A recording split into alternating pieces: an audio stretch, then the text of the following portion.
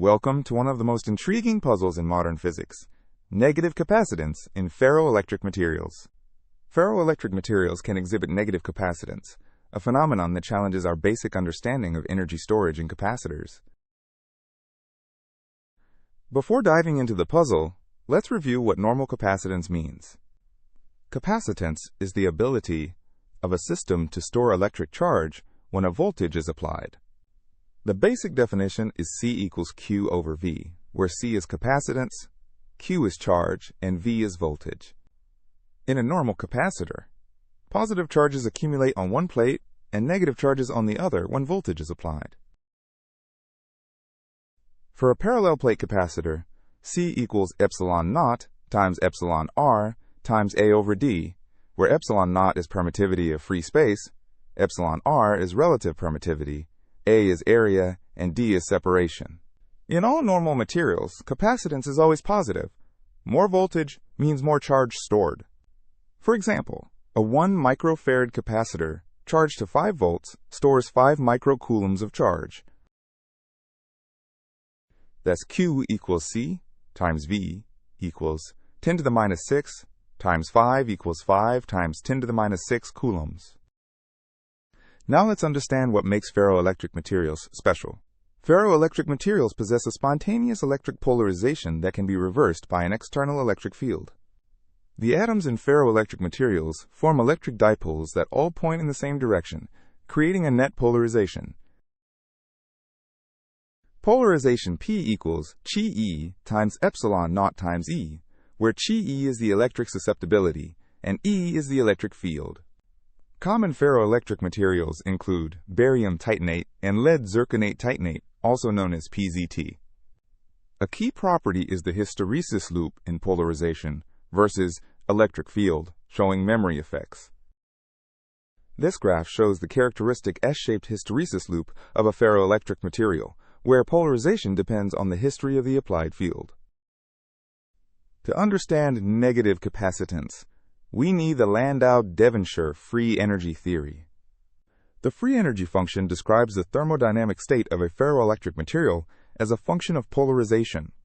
The Landau free energy is U equals alpha p squared plus beta p to the fourth plus gamma p to the sixth minus EP. Alpha, beta, and gamma are material-dependent Landau coefficients that determine the shape of the energy landscape. This creates a double-well energy landscape with two stable polarization states, shown by the red dots at the energy minima. The electric field is the derivative of energy with respect to polarization. E equals 2 alpha p plus 4 beta p cubed plus 6 gamma p to the fifth. Here's an important question. What happens to the material's response near the unstable central point of this energy landscape? Now we're ready to see how negative capacitance emerges. The differential capacitance relates how charge changes with voltage in the material. Differential capacitance C equals dQ over dV, which for ferroelectrics equals dP over dE.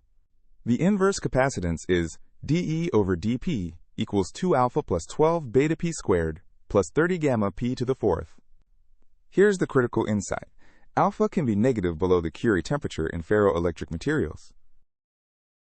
This graph shows that dE over dP becomes negative in a certain region, highlighted in yellow, meaning capacitance is negative there. When the slope dE over dP is negative, the capacitance itself becomes negative, violating our normal intuition. Let's understand what negative capacitance means physically using the S-curve. If we plot electric field E versus polarization P for a ferroelectric, we get a characteristic S-shaped curve.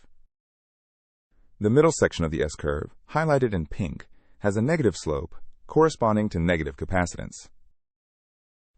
A negative slope means that increasing polarization actually decreases the electric field, which seems counterintuitive.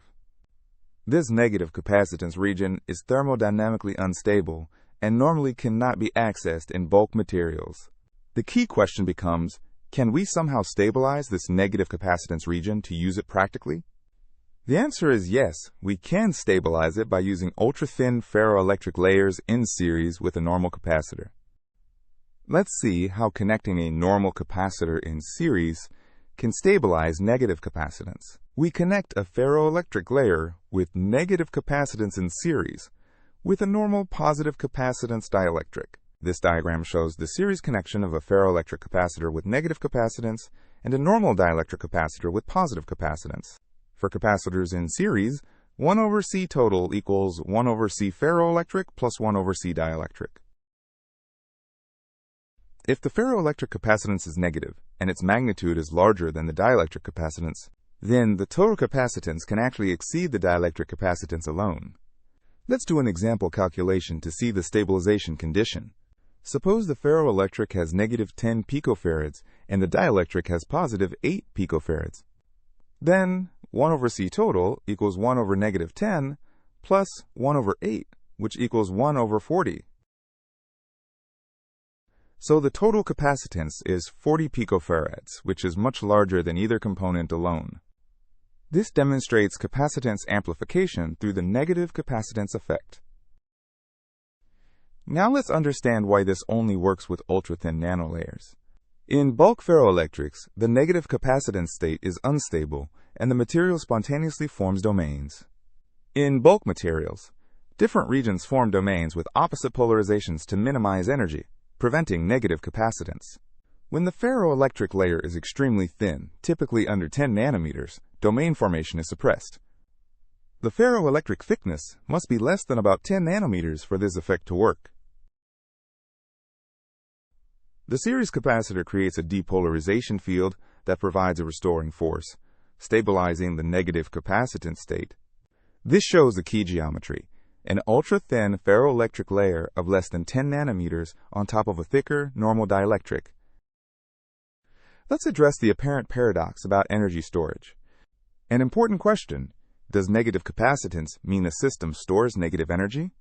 The answer is no. The total system energy remains positive because we must consider the entire series combination.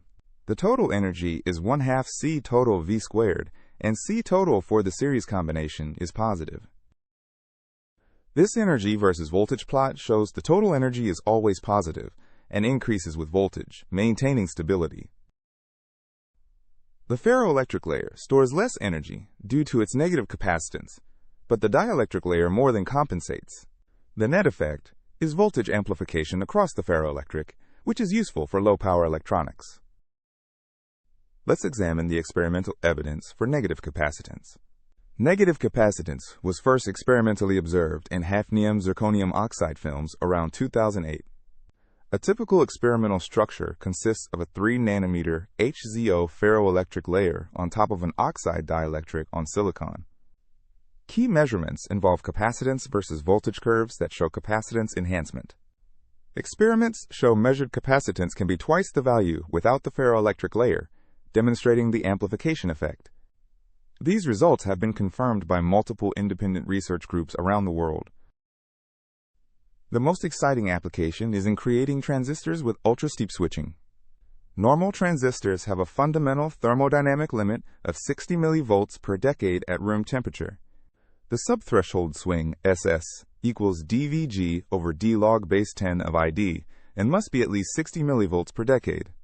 Negative capacitance ferroelectrics can break through this Boltzmann tyranny limit. This graph compares a steep slope transistor using negative capacitance in blue with a normal transistor in pink, showing much faster switching. This enables operation at lower voltages and dramatically reduced power consumption in electronic devices. This technology has tremendous potential for next-generation computer chips that are faster and more energy efficient. Let's work through a complete numerical example of designing a negative capacitance device.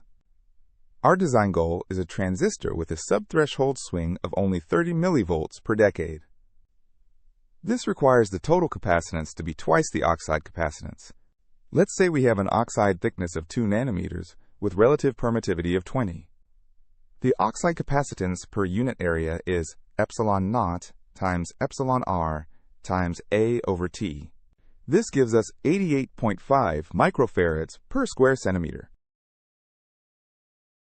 To get total capacitance of twice the oxide value, we need the ferroelectric capacitance to equal negative oxide capacitance. So we need C ferroelectric equals negative 88.5 microfarads per square centimeter.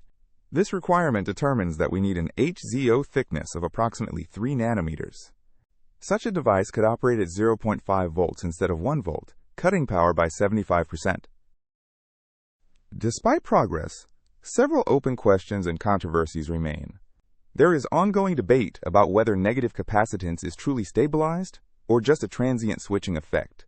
Some researchers argue it is a dynamic phenomenon occurring during switching rather than a static equilibrium state.